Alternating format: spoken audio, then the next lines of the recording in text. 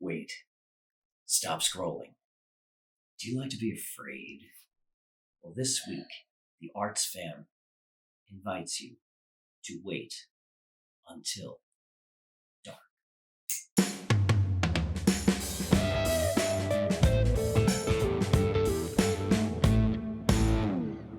Hi, and welcome to the Arts Fam podcast. It's the only show of its kind that spotlights the arts and entertainment scene in Southern Maryland. We're your hosts, Lindsay Pomerank and James Lepore, and every week we bring you a whole list of all the fun things you can do this week in Southern Maryland, as you're always saying, James. An apple a day keeps the doctor away, especially if you throw it at him. Well, my goodness. No, I also say there is more to do here in Southern Maryland than you have time to do. Absolutely. Speaking of, get us started. Okay, there is a great event. It's at Leonardtown High School. It's called Rhythm 2024. Now, this is a yearly thing they do. It's a performing arts show to benefit Leukemia and Lymphoma Society. So great. That's great. Yeah, so it's fun, dancing, singing, music. It looks outstanding. Yeah. It's Saturday, January 27th from 5:30 to 8:30 p.m. Leonardtown High School, which is Point Lookout Road, Leonardtown. Premium seats are $15, $10 for general seats, and you can get tickets right online at www.fly4acure.org. That's great. All right. So on my end of things to start out with, we have the annual Appraiser Fair at St. Clements Island Museum. And I love that. Oh, you do? I've been, Okay, yeah. I haven't been. What's it like? It's great. Yeah, okay. So it's at St. Clements Island Museum, and it is on January 27th from 10 a.m. to 3 p.m. It says appraisers will be available to offer oral appraisal to members of the public for the following categories: fine arts, dolls, coins, and currency. So if you have something that you think might be worth a little Look around the house. Yeah, you know what's hear the really cool crazy though? stories. When you line up to get to the appraisers, Mhm. just seeing what people have brought. Some that's people a have good point. paintings and and Yeah. other things in their pockets. It's pretty cool. You never know. Maybe you have $1,000 painting that you thought was like yard sale. Auditions. I think it's important that we talk about auditions It because is. Yeah. we don't just report on shows. There's people that want to go audition for shows. PTP. I mean, a theater we know well is going to be doing A Raisin in the Sun, and they're having auditions January 27th at 10 a.m., January 29th at 7 p.m., January 30th at 7 p.m., and if they need callbacks, they'll be February 3rd at 10 a.m. And the auditions are going to be held on stage at Port Tobacco Theater. Okay. Next, on January 26th, all the way till February 25th at the Anne Marie Gardens in Dowell, Maryland. And we love Anne Marie Gardens. Always something cool going on at Anne Marie Gardens. Mm-hmm. There's going to be an art exhibit. Ooh, cool. It says Prominent Sculptural Works by Claudette Taylor. Explore the work of artists resident in this gallery show consisting of a selection of clay busts and figurative sculptures of prominent leaders, thinkers, dreamers, and other important people in the artist's life. Known for portrait sculptures, Claudette employs gentle shapes with an emphasis on bold lines to bring her artistic vision to life. And it says she was influenced by everyday people who positively impact society. And that's a really great thing to celebrate in art. And what a cool way to highlight that. I have no concept how people can create something in 3D. I had heard. I know. I don't know who's quoted as saying this, but somebody had said, "How in the world do you do this?" And he said, "Well, I just remove everything that's not supposed to be there." I know exactly what you're talking about. And when I think of that, I'm like, there are people's brains that work that way because mine doesn't. But I guess, but again, it's not. I can paint, I can draw, but sculpture, no, that's a talent unknown to me. All right, so get out there, go enjoy that. So just go, you'll have a great time. This is something completely different. We've never had this before. Open acoustic jams. They call it January, right? Sunday, January 28th from 10:30 a.m. to 12 p.m. At Bay Fibers Studio in Leonardtown. They're always doing fun things in Leonardtown, right? Absolutely. It's a laid-back, open acoustic jams, folk, bluegrass, old-time classics. They're lean mostly into acoustic jam style, guitars, banjos, fiddles, mandolins, bass. Light percussion is welcome. Okay. So, if you want to little percuss, go over there that day, and hand drums. And they're also looking for singers, especially harmonizers. Ooh. I can sing, but I can't harmonize. How about you? I can't sing. Oh, okay. I guess, well. Not for me, but you creative people out there, you go do that and have a good time. Yep. Next, I have something called art! And I say that because it has an exclamation point. Wow. The Art of Drawing Birds of Prey, and that's on Sunday, January 28th. Oh, I like it. Yeah, from 2 to 4 p.m. That's at Calvert Marine Museum in Solomons. It says, learn about the lives and habits of our native birds of prey with a naturalist talk, followed by an art workshop where you can learn how to draw the birds of prey. And it says that all levels can come and enjoy this. You just need to be 16 years or older. That is certainly something different, too. Yeah, and then you take home your drawing. I'm like, that just sounds so unique. I like it. So, like, get out there, do it. January 27th, 10 a.m. to 3 p.m., 5 hours. Kids Barn Day. Now, it takes place at Free Rein Equine in Hollywood, okay? It says this fun day will offer riding lessons, arts and crafts, workshops on horse care, health and nutrition, general equestrian knowledge. That sounds so fancy, doesn't it? I'm going to say it again. Equestrian knowledge. I always love the word equestrian. And lots of fun, active games. The cost is $60 per rider, and spaces are limited. Next, I have Parents' Night Out. So it says Sparkle and Sass Dance Company.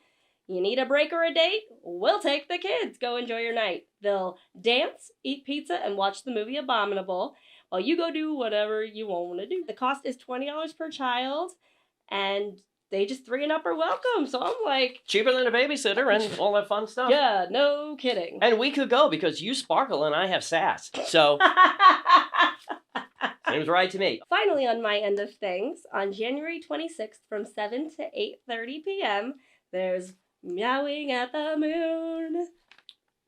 Are you going to say it's at our favorite? Yes! Oh, yes! At the Feline Felons Cat Cafe. I had a feeling that we were going to be, like, involved with more stuff with them. Yeah, so get there. It's a paint party, and there's going to be, like, a little cat painting that you get to do while you hang out with your little furry felines, and it's later at night, so they're really cuddly and cute and sweet, and I'll let you guys in on it. My husband and I may have already registered. Mm-hmm.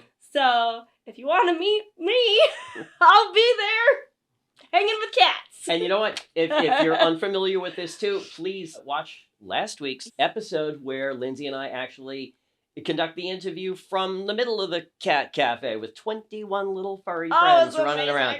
It was awesome. Okay, speaking of awesome. Okay. Last one I've got for you, the play Wait Until Dark, January 19th to February 4th. It's at the Port Tobacco Theater. Now, let me tell you about this show. No, let's not. As a matter of fact, you want to know about the show? Don't go anywhere. Stay tuned.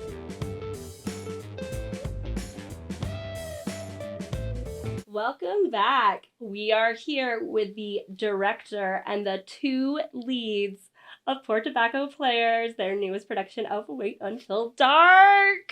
Super psyched. All right. But we got to see it. It was great. So now you're going to find out who puts this all together. With Mike Gann, the director. Mm-hmm. Caitlin Bauer-Dieguez, who plays Susie Hendricks. And Randy Tusing, who plays Harry Rote Jr. and Sr. from Scarsdale. Well, guys, thank you so much for coming out here to the studio. We saw the show last night. And a lot of times with longer plays, you kind of feel like you're chained to your seat during certain spots because it gets like, oh God, is it ever going to end? Did not feel that way. I won't say what show it is. I don't know, no. But it did not feel that way at all. 2.5 hours, and it was like, especially the second act, just light speed. I mean, it's nonstop excitement. Yes. So, but you'll see. Yeah. Start us off, Lindsay. Mike, when were you first exposed to this show, and then why did you decide to direct it? Well, I'm the oldest in the room. I saw the movie in the mid-'60s with Audrey Hepburn and fell in love with it. And I've always liked it. And I've put in to direct it 3 times before they accepted. Wow. So this has been a long time coming, then. Oh, yes. If you were to break down the plot of this show in a couple sentences, what would it be, Mike? So the husband, Sam, he happens to be on a business trip and he ends up with a doll that someone's asked him to give to somebody. Okay. And he loses the doll. It turns out the doll is a special doll. And 3 thugs want the doll. So they figure out a way to make sure that Susie and Sam are not together, and they want to coax the doll out of Susie. I think that's about all I'll give as a teaser. Yeah, and that Susie is blind. So that adds Susie's a layer blind, there. Right. So, Caitlin, this is one's for you. You portrayed a blind woman, and can I say from the bottom of my heart, oh my gosh, you were convincing. There was that flash thought in my head when you first started. And I was like, oh God, don't fall off the stage. Yeah, I And was I was saying, like, oh my God, Lindsay. Caitlin's going to walk into that. And I'm like, no, she knows it's oh my there. God, Lindsay, she's not actually blind. She's acting. It was utterly convincing. How did you get there? A couple different ways. First off, right around the time that we started rehearsing, a show came on Netflix based on a book that I love, All the Light That We Cannot See. And it actually has a real blind person portraying a blind character, Oh, that's great. which is basically unheard of Yeah. up till now. Yeah. And watching just the opening sequence of that really gave me almost everything I needed. Just how she touched everything was so beautiful and graceful, and just how she used her fingers, almost like an individual eye as each finger. I kind of just took that and ran with it, and then I would just walk around my house with my eyes closed to see how familiar I was with I was my wondering if that was surroundings. going to be like some kind of Yeah, I training mean, I didn't want to do experiment. it like on the set because that's not safe. No. But someplace I was familiar. I've lived in my home for 7 years now, and I just kind of practiced getting ready for bed with Mhm. my eyes closed. And I know where everything is. I don't really need it unless my Yeah. kid has left something on the floor, and then But Now, not trying to get you to spill actor secrets, but is there a particular spot in the room that you are looking at so that your gaze stays the same direction at all times? I generally try to look over their shoulder right here. Okay. I try to like go to the mouth area and kind of, if I'm talking to somebody, if I want to look at them, I just kind of look right. Oh, Okay. gotcha. So, yeah. You do an amazing job. Well, and I will say, while I was watching it, there were a couple times where I was like, was that an error that was just made? But then it would be incorporated into the dialogue, and I go, oh my gosh, it wasn't. So hats off to you, Mr. Director, for helping to lock that whole thing to make it so utterly convincing that the reviewer in me clenched for a second. That was great. And then for you following that blocking. Now, balancing out your lovely, sweet character, we have the mean, awful, nasty Harry Rote Jr. and Sr. He's an evil guy. A little bit of a sadist, too, I would Yeah. say.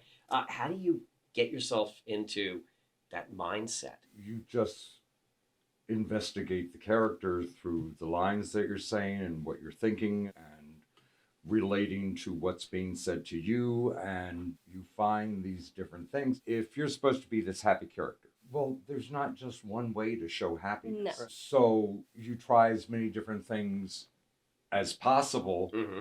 and bring them to rehearsal and do them so the director can see all the changes. If anybody were to ask me at any given part, and I know Kate can do it too, any given line, she'll tell you who she's saying it to, what the intent is, Mm-hmm. what emotion she's trying to get across. It's just this culmination of things. The thing that is very interesting about Rote in movies and TVs and characters in plays, almost every bad guy you'll come across has a thread of humanity, has a thread of Yeah. goodness that you, the actor, can latch on to. Yeah. Mm-hmm. Okay? For instance, Mike and Carlino in the show. They are good, decent people. Yeah. They are not Rote. They are not criminals. They have a conscience. Yes. Rote, there is no single thread. Jim did the role too I a did. bunch of years ago. I did. So, but it's like any other role. Whatever character you're playing, you begin to find Mm-hmm. those things that help you kick into it. Knowing you in real life, and you're real nice and easygoing and everything, and then one of the Harry Rotes of 3 is kind of funny and kind of very innocuous character, talking about Montreal trips and things like that. Mhm. So when we got to actually see your real evil side, it was quite shocking. I knew what was going to happen. I've been in the show, Yeah. but I mean, Right. it still caught me a little off guard, thinking, oh my gosh, he is. Well, that's good, Yeah. and not to give anything away, but I'm trying he not co- to. But the way I portray him, he comes out earlier Mm-hmm. Yes. in yes. that first scene. And The best So- compliment I heard last night was when we truly saw him bad. A person leaned over to me and said, "He is terrifying." Yeah. yes, he truly, I was sitting there in my seat just. Well, actually, we talked about this a little bit last night too. This is a Stephen King quote in his book Dance Macabre, and he says that Harry Rote in that movie is one of the most terrifying, evil characters of all time. So I'd never seen the show before. I didn't know anything about it. I went in blind. Oh, you didn't even see the movie? No, and Oh, honestly, When in blind? yes. I get it. Okay. Honestly, I'll level with you. That is my favorite way to see theater. Cool. Is when you go in and you know nothing, and you don't know the story, nothing. And then, of course, I research afterwards and I nerd out. But you run and the all risk that. of running out screaming if you don't like it. Well, then you shouldn't do theater. Yeah, Yeah, right. perfect. You go in with Good the- answer. So I had heard you were the bad guy, right? But I didn't know the details. When he first comes on, I was like, I mean, Randy, I don't know if Randy can do this. I Yeah, can it see him doesn't on the seem stuff. too He's really bad to me, talented, yeah. but like I don't know. And then as it escalated, and then when it escalated, I was like, oh, yep, yes he can. Thank Yes, he you. can. Mike, during auditions, what was it that you saw in Randy that said, that's Road? Well, the part of Road, as you've described, is at least 3 characters, which is going to require a lot of time backstage, changing costumes, hair, makeup, Mhm. and then converting to the next person, because Mhm. there are subtle differences between each one of them. We needed an experienced actor to do Mhm. Yeah. that. Randy's obviously got experience, Mhm. and we also have to be dependent upon who shows up to audition. When I called him to ask him, he didn't want it. He actually wanted Oh. another part. Oh. What? And I said, no, I want you for this part. Which You role? mean another role in the same Yeah. show? He Which wanted another role? role in the. He wanted the part of Sam or Carlino. Carlino. Right. Really? Oh, Interesting. There's some little comedy with both Sam and Mhm. Yeah. Carlino. Yeah. He Absolutely. wanted to try that, but I said, Yeah. please say yes to you taking Road. And we have this little joke together. He never says yes to me, Mhm. but he'll still participate. So, it was so great that he actually said yes. Well, now what about Caitlin? What did she do Caitlin- that said, "Oh, that's our blind Well, heroine"? you saw it She's from the brilliant. very beginning. Her physicality. In fact, we joke about one of the first times that she comes out. Her very first line, Sam, she looked like a blind person saying it right Mhm. off the bat. Yeah. And you go, well, she just said Sam. Then she joked about, I got that line down. Right?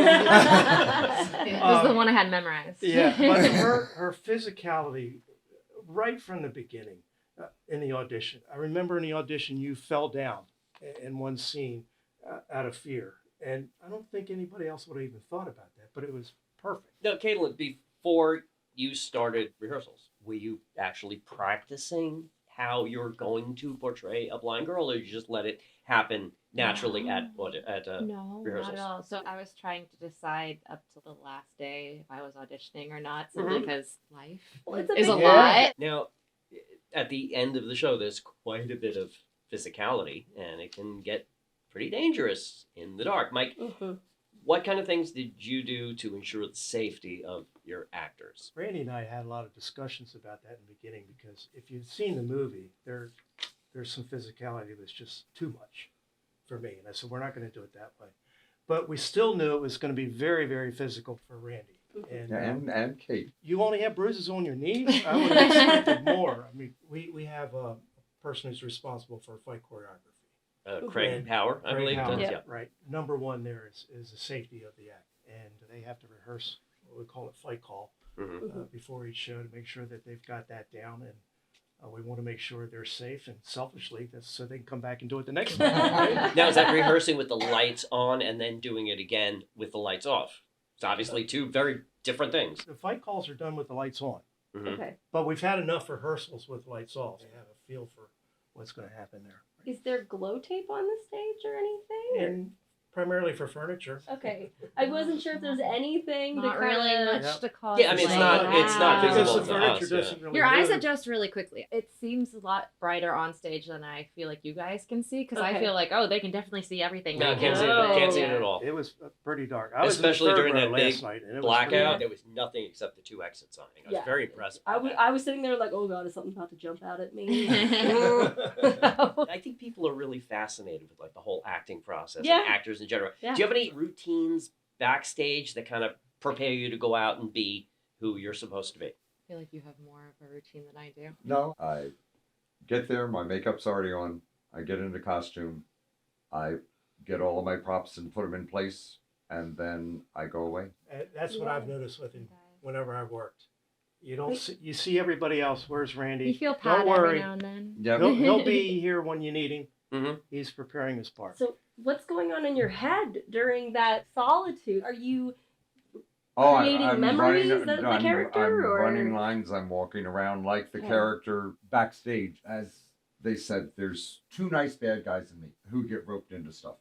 But for instance, if I'm in a certain place and one of them is making an entrance, and at that time we're apart from each other, I don't look at them. If it's a part where we have planned something, they get the rote smile and the pat on the back, that kind of thing, and then off I go and I get ready. That rote smile on stage, though. Mm. I mean, the character is obviously enjoying being evil, Well, enjoying toying there's- with this mouse. You know, it's The- not saying you're a that- mouse. You know what I no, mean? The way a but cat that's- toys Mighty with it. Mouse. That's yes. The way a cat toys with a mouse. But he does, and that's what's so hard about him, because it would be, and I don't know, you all have to tell him, you guys, when you come and see it, hopefully can tell. The three of us said, I want to go realistically. And when you see Kate, you feel total realism. Road is written in such a way that it can become easily cartoonish. Mhm. Or, Yeah. or a caricature, which is what I try to avoid, even when he's being other people. That's my biggest focus. Mm-hmm. Getting into my head, but then trying to speak whichever the four come out of me, that it's factual for the people that I have to play opposite of. Otherwise, their reads won't make sense.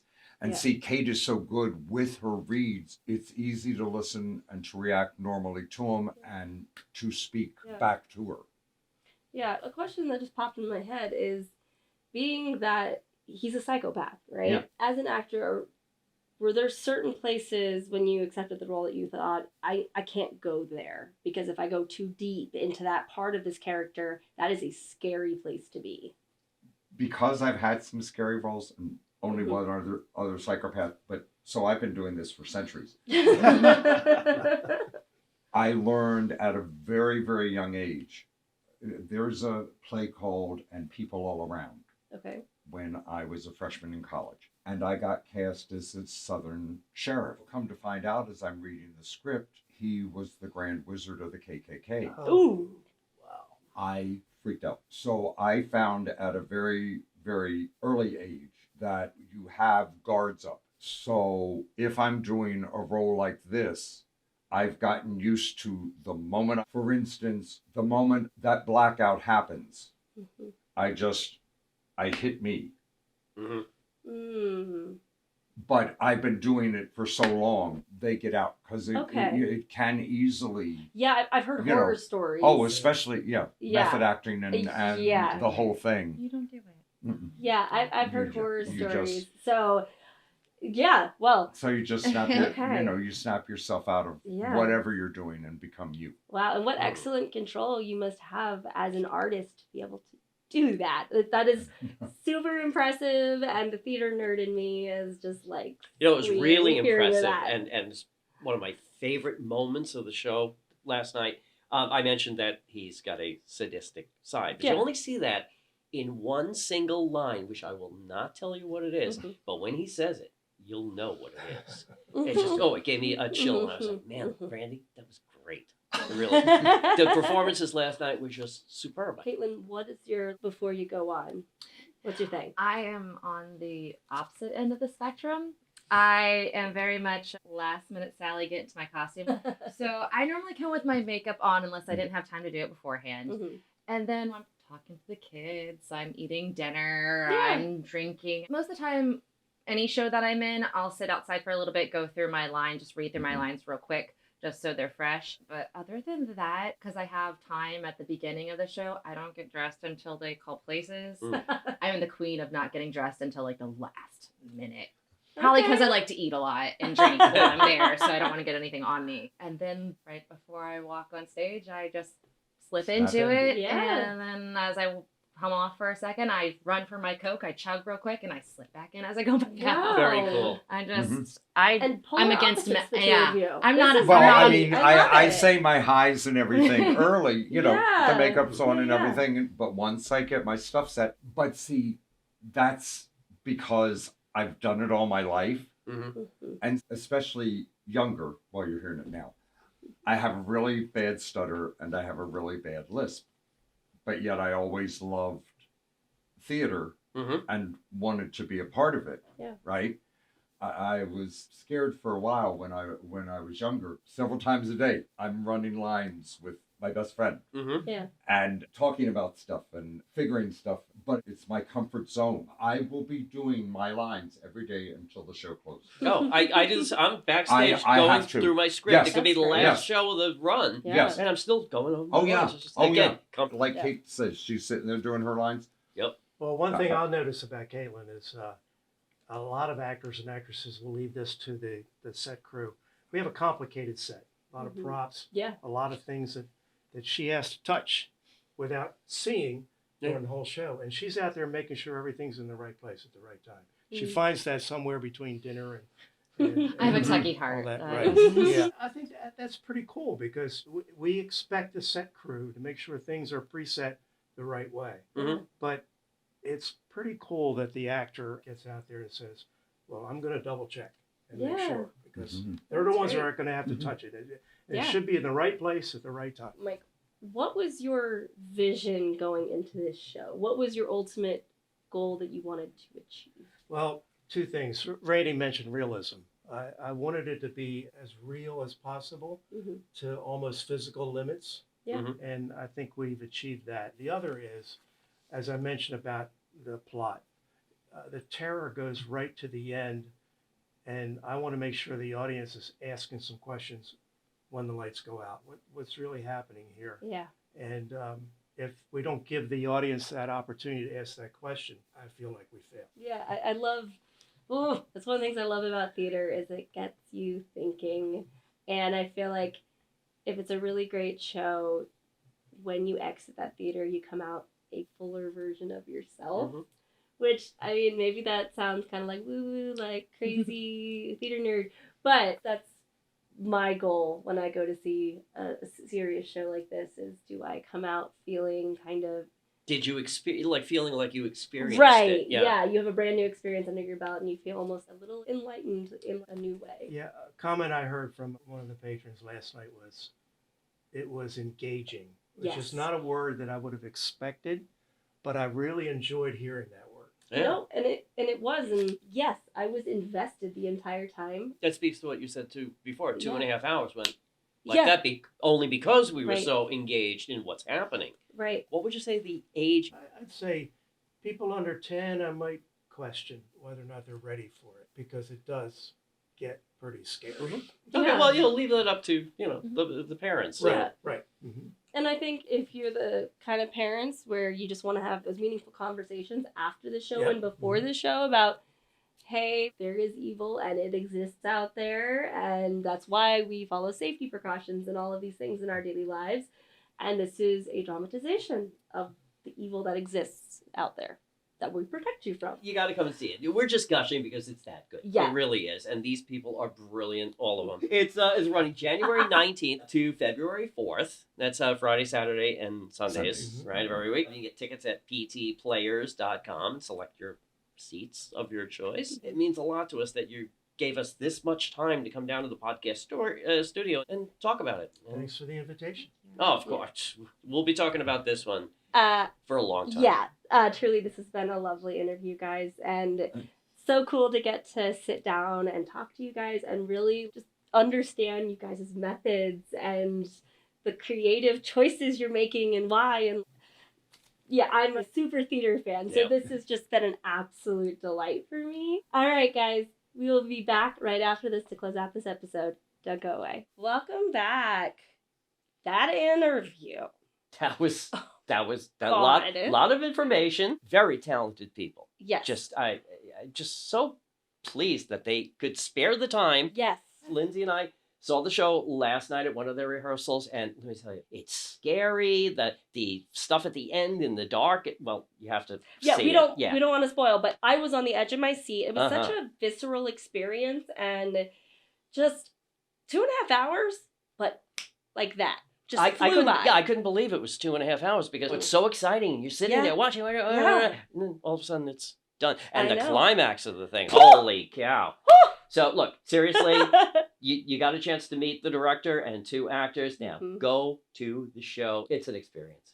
100%. PTPlayers.com. Get your tickets. And then, just like we started last week, we want to invite you, the viewers, that if you have an event coming up that you think we should talk about right here on the Arts Fam podcast, you can contact us at our email, lindsay@theartsfam.com, our Instagram @wearetheartsfam, or our Facebook, The Arts Fam. Or you can leave a comment anywhere you see this video. She or has all DM those us. things tattooed on her arm. That's how She's able to rattle them off like that. So. So reach out to us, because you never know. You might just be featured. We try to be on top of all the hot stuff going on in 3 counties, but you know what? We appreciate the extra heads up. Well, that brings us to the end of this episode. As always, thank you so much, you beautiful human beings, for watching us on the Arts Fam Podcast. We'll see you next week. Take care.